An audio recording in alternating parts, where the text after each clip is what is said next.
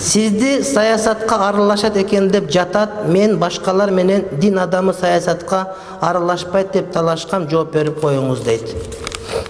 Ким айтты аралашпайт деп? Баягыдан бери саясат сүйлөп атам, бир сааттан бери. Болгону дин адамдары эгер саясат адилеттүү түз болсо ушунда гана аралашышы мүмкүн. Анан бирок антип-минтип бир иштерди саясатка айландырып, ызычуу кылып, эптеп курсак тойгуз үчүн эмес. Эгер адилеттүүлүк болсун десе, туура мыйзам жазсын десе, анда бир жөн аралашса. Анан бирок алдамчылык үчүн топ-топ болуп, адамдарды ишке коюп иштен алыш үчүн андай эмес тууганым. Анан жеке мен өзүмө келе турган болсо, мен адистигим боюнча мен диний билим алган адаммын. Эми өзүм алым деп айта албайм, бирок илим алып жүргөн адаммын. Ошол илимин бергенди мен жакшыраак каалайт элем. Менден сурашты, мен мурда да айтып бергем элдерге, сиз депутат болбойсузбу деди. Анан мен айттым, мен депутат болсом эмне болот деп сурадым. Сурасам, депутат болсоңуз деди, биринчи камри машинеңиз бар болот деди. Мен айттым, менин камри машинем бар, бир тууганыбыз мага подарок эткен, бир досум. Сен жөө жүрбөдө бир камри машина берген, депутаттыктын айырмасы жок. Кайра жаңа 2 жыл жаңараак меники. Анан сиз анда телефонуңуз бесплатный болот. Мен 2 телефонум бар, телефонума мен качан тыйын салганын билбейм. Кээ-бир туугандар маселе айтып башка айтсаң ыраазылык кылып, эдин салып башка кылып коюшу ошентип түгөнбөйт. Кудайга шүгүр. Майли. Анда сиз депутат болсоңуз дейт, ада микрофонуңуз болот дейт. Микрофон эмне десем, адамдарга сүйүп, адамдар сөзүңүздү угат дейт. Мен айттым, Кыргызстанда мейинчелик көп угула турган депутат бар бекен. Эхо Манас дегенден 1 саат жума сайын толук сүйлөйм. Бир дагы депутат жума сайын 1 сааттан толук сүйлөгөн жери жок. 2 жумада бир жолу 1 сааттан биринчиден толук сүйлөйм, бир дагы депутаттын сүйлөгөн жери жок. Эң көп сүйлөгөн Текебаев, ал деле мынчалык эмес. Тамчы деген гезитке жума сайын 2 бет толук сөзүм чыгат, буга президенти деле мынчалык чыккан жери жок. Только менин маселем чыгат мисал үчүн. Андан сырткары 4-5 журналда 5-6 гезитте менин сөзүм чыгат. Интернет, Facebook. Эгерде менин акыркы 2 жылда сүйлөгөн сөздөрүмө эсепке алсаңар, 2 жылда сүйлөгөн 2 жылда акыркы берген сабактарымы саат менен уга турган болсоңор, эгерде күнүнө 24 сааттан уксаңар, анда 4 ай убакыт керек болот. Эгерде күнүнө 24 сааттан диск менен мен айткан сабактарымы уга турган болсоңор, акыркы 2 жылдагы ишиме. Муши 3 жылда кечиресиңер. Мушиден кеткенден кийинки 4 ай тынбай угасын, тамак жебей, ичпей, намаз окубай 24 сааттан. Демек мен шүйлөп атам. Дагы эмне болот десем, басаң эл урматтайт дейт. Урматтаган эч ким урматтабай кое элек алиге чейин. Самолетке келесиң, элдин астында отурасың. Биринчи, экинчи номерди берет. Азырам берге барсам, каяка бир жерде чай бар экен, чай ичип курсаксылап дагы кете беребиз. Кудайга шүгүр, молдон урматтабай эч ким кале элек. Да ошон үчүн эле керек бу депутаттык. Эгер андай болсо мен депутат болбой эле койдум. Эгер ошол жакка барып мыйзам жазасың, сен диний билимиң бар, ушундай деп айтсаң, анда мен айтат элем. Чындыгында ар ким өзүнүн ордун билиш керек. Мен өзүм ордум эмеске барып, мисалы үчүн мен бир мык какканды билбейм тууганым. Мен устамын деп мык каксам болбойт. Же бир уйбаганды уйдун баарын өлтүрүп алсам, ал дагы болбойт. Ар ким колунан келгенин кылыш керек. Менин колуман келгени мен ошону кылышым керек мен. Мен силерге урушканга жукуп жарайм, урушуп берем анча-мынча. Туура жүр деп айтып берем бир нерсени. Ошонда бир айтыш керек пакыры.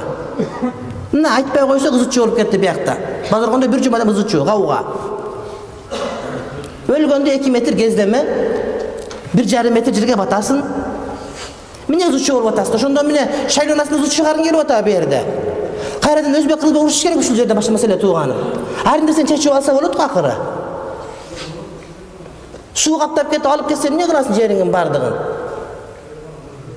Адамдар отуруп мунаса кылса болот, бардыгы чечилбеген нерсе жок. Кыямат болуп кетип атабы? Качан көрсөң Базаргондо. Базаргондо бул айткан уярасың кээде. Экиге бөлүп урушуп аттыр Базаргондо, кирпич талашып. Анан Базаргондо минтип атыптыр, Базаргондо мечитте онтуптур, анан минтиптир. Акыры элдин арасында көчөдө минтип гардайып басып жүрөбүзбү, жокпу Базаргондуктар? Уят болот. Маселени сыртка чыгарбай чечип алыш керек биякта. Чечилет о маселенин бардыгы. О фитне чечилет тууганым. Только отурайлык, биринчи Аллахты эстеп, кичине зикир кылып, бир Куран окутуп, сөздү баштайлык. Анан чечейлик. Бияка эмес, ортого дамыналарды коелук, мисалы үчүн аксакалдарды коелук. Маселени чырайлык чечсек болот. Kaçanга чейин ыз ичип болобуз? Акыры көчүп кетпейбиз ушул жерден биз. Биз бардыгыбыз базар коргондукпуз. Ушул жерге бардыгыбыздын акыбыз бар. Демек кааласак, каалабасак ынтымак жашаганга мажбурбуз. Кимге ким көрүнөт кыйын болуп? Келе туугандарым, ушул нерсени оякка чыгарбайлык, өзүбүз бүтүрө берелик. Ана ошо аэропорт тарапта Бишкекте хутор деген даргиндер бар.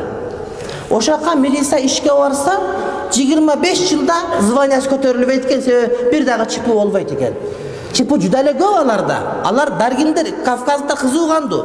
Биз юрунда болуп калабыз. Бирок өздөрү басып турат маселесин. Молдо дегени бар, аксакал дегени бар, олтого отуруп карап мындай болду, чечип ошо чечет маселени бардыгы. Эмнеге оякка чейин чыгыш керек бардыгы? Туугандар ошону ойлойлу, уят болот. Антип көп чыгара берген бизге туура келбейт. Бу жерден чоң адамдар чыккан, Базаргон илгертен бери диндар жер болсо. Биздин кээ бир молдокелер багымдаттан кийин Ясин сүрөсүн окуу макрух дейт. Макрух деле эмес, адат болуп калган, салт болуп калган. Окуса Ясин окусун, окубаса башканы окусун. Окубай койсо деле зыяны тийбейт, эми окуган жакшыраак. Ясин окуган албетте жакшыраак, бирок макрух деген туура эмес. Аятал курсунан кийин Ихлас, Фалакны айттык. Куран окубай туруп, салаватты шарифке өтүп кетип жатышат. Ушулар туура акмандан дейт. Куран окуган адат бул Орто Азияда эле бар. Биздин жол менен. Бирок Ихлас, Фалак, Нас сүрөсүн окуган сүннөт, анан кийин башка бир аяттардан окуп, анан бата кылып, 3 жолу дуа кылып, 4 жолу дуа кылып, анан бирөөлөр конокко чакырат, барсаң 15 жолу дуа кылдырат. Жеңелерге дуа, эжилерге дуа, кайнэжелерге дуа, күйөө балдарга дуа чыкакта, эми таң кала бересиң. Дуанын паркы кетип калды. Бирок 3 жолу дуа кылып, 2 жолу дуа кылган бул биздин салтыбыз. Салт кече келди. Муса Шариф, Абдушкур ажы биздин алдындар кеңешинин төрагасы экөөбүз анан ошонун мечитине барып лекция өтүп атат, анан дуа кыл десек 15 мүнөт дуа кылып берди, ыраазы болду. Чынында башка араптар келсе дуа кыл десе, вала бирнеке айтат. Дуа кыла бер. Намаздан дуа кылсаң сонун болот, сооп болот. Эмнен кетти атоноку? Шашып ичиң оорубаса барып келе бер, башкада отуруп окуй беребиз. Бирок кээ бирлер Куран окусаң ушундай шашып чыгат. Сага мен жомок айтып атам же манас айтып атамбы? Аллахты сөз окулуп атат, кичине ук, ырайым болот жүрөгүңө, шифа болот жүрөгүңө. Бирок кээ бир адам шашып атса, сен сөз отур дебегиле, шашса барсын, эртең отурат, бүгүн отурбаса. Менин дадам Россияда жөнөтмөкчү, мен өзүмө хокушум жок, нема кылай дейт. Сен атаң Россияга жөнөткүсү келсе, сенин каалооң жок болсо, атаң айтып көр сен, ата. Ошака барып таба турган тыйынды ушул жерден тапсам болобу? Ушуга аракет кылың. Ушул жерде диниме бекем болушундай кылайын деп атаң менен сүйлөш. Атаң адам, атаң бардык адамдардан сага ырайымдуураак, мээримдүүрөөк. Балким барганың туура болот, сени кичине пышып келесиң барып. Маминкисин болуп жүрө берүүгө, кечке койдун дүмбөсүн аш жеп жүрүп аякка барып кичине капуста жеп, сен өзүңө келип каласың балким. Атаң менен сүйлөш.